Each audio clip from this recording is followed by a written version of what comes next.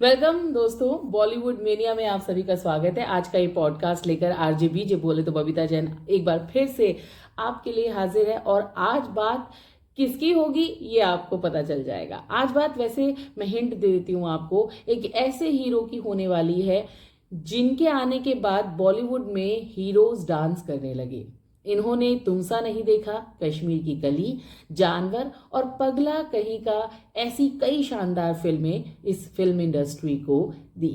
बहुत से लोगों को हिंट लग गया है कि मैं शमी साहब की बात कर रही हूं, तो बिल्कुल आज के इस पॉडकास्ट में शमी कपूर साहब की ही बात होगी। बस आपसे एक ही बात बोलूंगी कि अगर आपको ये जानना है कि शम्मी साहब ने गीता बाली जी की मांग में सिंदूर की जगह लिपस्टिक क्यों भरी, तो आपको मेरा पूरा का पूरा पॉडकास्ट सुनना होगा।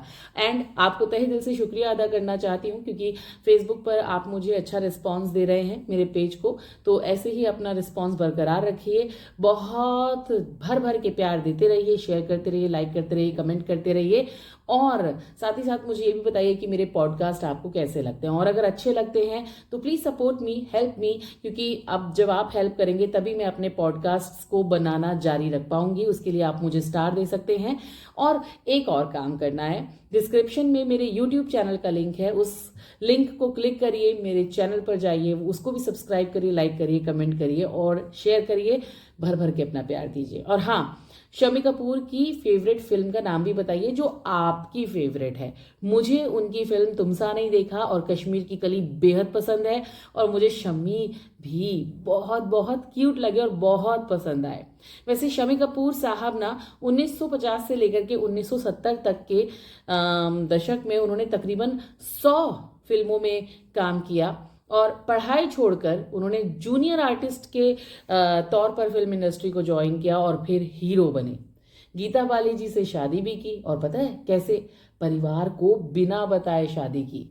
अब आप सोच रहे होंगे कि परिवार को क्यों नहीं बताया, मैं बताती हूँ ना। गीता बाली जी, उनके पिता पृथ्वीराज कपूर और भाई राज कपूर की हीरोइन रह चुकी थी, और वो उम्र में उनसे 1 साल बड़ी थी। शायद इसीलिए उन्होंने परिवार को नहीं बताया। वैसे इनकी शादी से जुड़ा हुआ ना बड़ा ही दिलचस्प किस्सा है जो आपको पता चलेगा, और उसी किस्से में आपको ये भी पता चलेगा कि उन्होंने गीता बाली जी की मांग में सिंदूर की जगह लिपस्टिक क्यों भर दी। वैसे चलिए मैं बात करती हूँ पहले इनके जन्म की।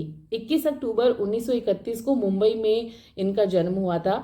पिता पृथ्वीराज कपूर फिल्म इंडस्ट्री के महान अभिनेता थे, और शमी साहब जब पैदा हुए थे ना, तो पृथ्वीराज कपूर जी के घर में ना कुछ बेचैनी का सा माहौल था। वो इसलिए था क्योंकि पृथ्वीराज कपूर और राम सरनी के बेटे राज कपूर के पैदा होने के बाद उनके 2 बच्चों की मौत हो चुकी थी। और जब शमी जी पैदा होने वाले थे तो उनकी पैदाइश के लिए एक्स्ट्रा प्रिकॉशंस रखे गए। और शमी साहब वो एक लौते ऐसे उस खानदान के लड़के थे जिनका जन्म हॉस्पिटल में हुआ था, और उनके जन्म के बाद उनके छोटे भाई शशि कपूर पैदा हुए। तो इस तरीके से उनका जन्म हुआ।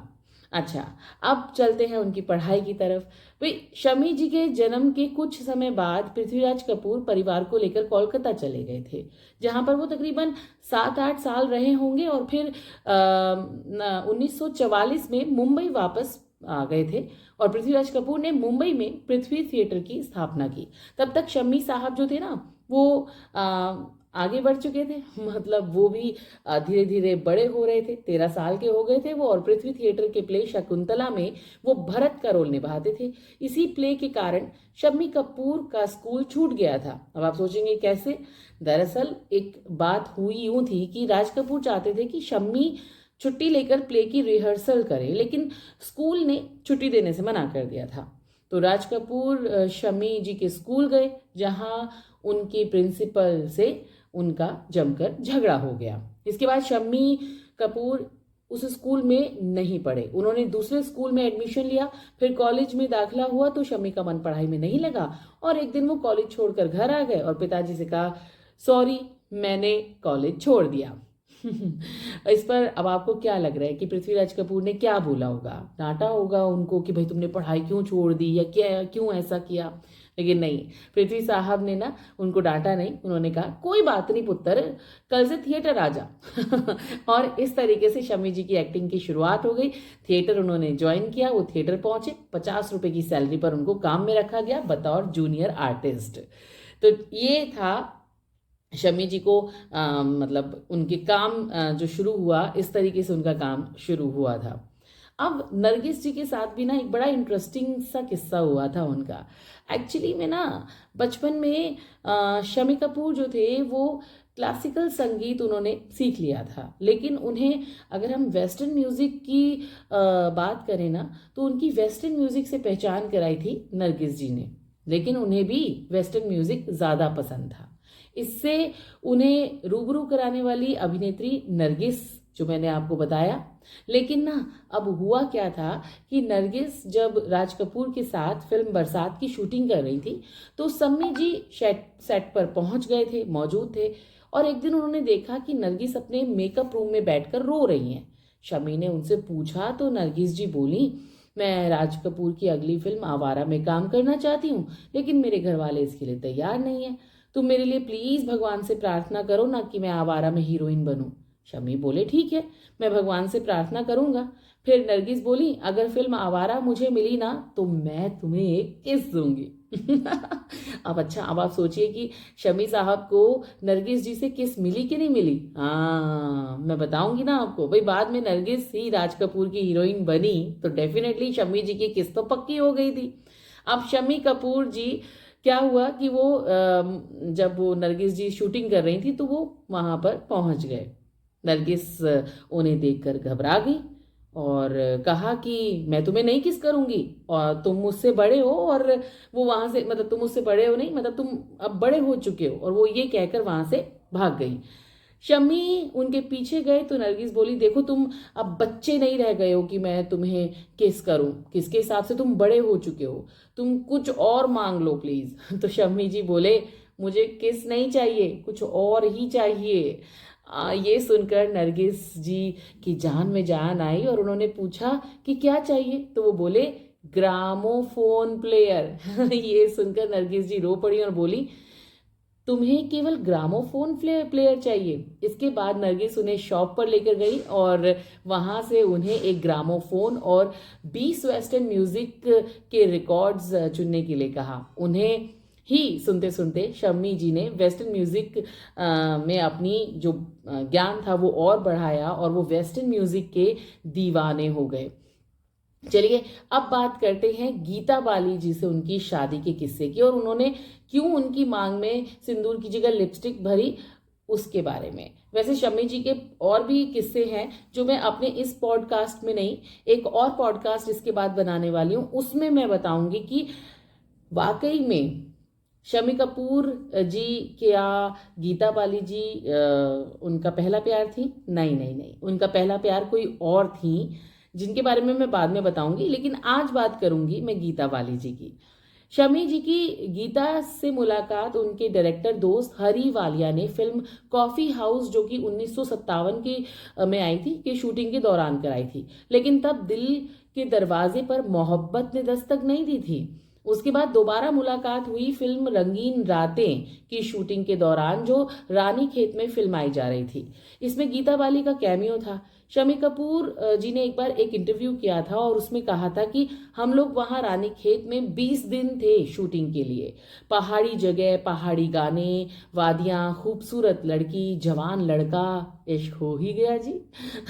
फिर ठान लिया कि शादी करनी है तो इसी के साथ करनी है। वैसे एक बात बोलूं, शम्मी कपूर साहब ना पहाड़ी गानों के बड़े दीवाने थे। जब भी वो ट्रैवल किया करते थे ना तो अक्सर उनकी गाड़ी में पहाड़ी गाने चलते थे।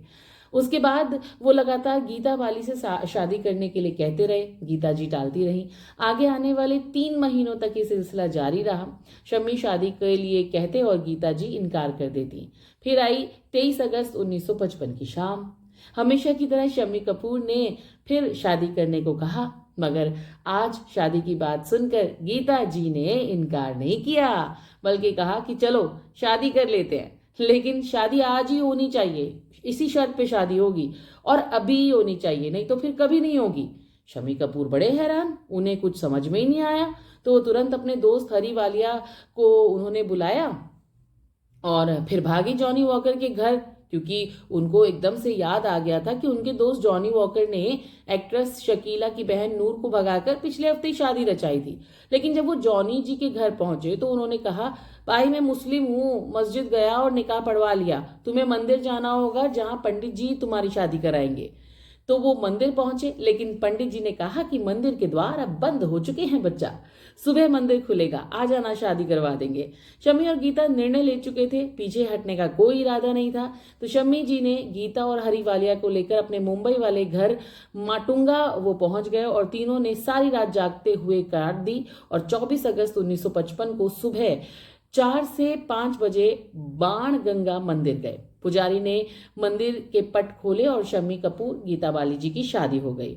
जब बारी आई गीता जी की मांग भरने की ना, तो सिंदूर नहीं था उनके पास। सिंदूर नहीं होने की वजह से गीता जी ने अपने पर्स से लिपस्टिक निकाली और उस लिपस्टिक से शम्मी जी ने गीता जी की मांग भरकर उन्हें अपना जीवन साथी बना लिया। शम्मी जी को अपने घर वालों की तरफ से थोड़ा सा डर था, पता है, इस शादी के बाद कि गीता को वो कैसे स्वीकार करेंगे, क्योंकि एक तो वो उम्र में उनसे 1 साल बड़ी थी और दूसरे गीता उनके भाई राज कपूर और पृथ्वीराज कपूर की हीरोइन रह चुकी थी। दोनों घर पहुंचे और सबने इस शादी को स्वीकार कर लिया, उनके सोच के बिल्कुल उलट। दोनों 1956 में एक बेटे और 1961 में एक बेटी के पेरेंट्स बने। 1964 में गीता बाली जी बीमार पड़ गईं और 21 जनवरी 1965 को उनका निधन हो गया। इस तरीके से ये जो प्यार था वो अधूरा रह गया। लेकिन बातें अभी बहुत सारी हैं, हमारा पॉडकास्ट अधूरा नहीं रहेगा। मैं अपने पॉडकास्ट में शम्मी जी की कुछ और बातें लेकर आऊंगी और अपने अगले ही पॉडकास्ट में आपके लिए कुछ और बातें लेकर आऊंगी। तो दोस्तों, बॉलीवुड मेनिया आपको कैसा लगा? मेरी रिकॉर्डिंग अब मैंने कर ली है और बॉलीवुड मेनिया आप लोगों को कैसा लगा ये आप मुझे कमेंट बॉक्स में कमेंट करके ज़रूर बताइएगा। अब पॉडकास्ट में मैं भी दिखूंगी और हमारे शम्मी साहब भी दिखेंगे। चलिए फिर, आई होप आपको मेरा ये पॉडकास्ट पसंद आए और आपको अच्छा लगे। हर बार की तरह आप मुझे भर भर के प्यार दें, अपना प्यार लौटाएं, मेरी हेल्प करें, तो वही मेरे लिए बस काफ़ी है। मुझे और क्या चाहिए जब आपका साथ है मेरे साथ। तो अभी फ़िलहाल के लिए मुझे दीजिए इजाजत। आरजे बीजे बोले तो बबीता जैन अपने नेक्स्ट पॉडकास्ट में आपसे मिलेगी। बात एक बार शम्मी कपूर साहब की ही होगी दोबारा से। आप लोग अपना ख्याल रखिएगा, मैं चलती हूँ, फिर मिलते हैं, नमस्कार।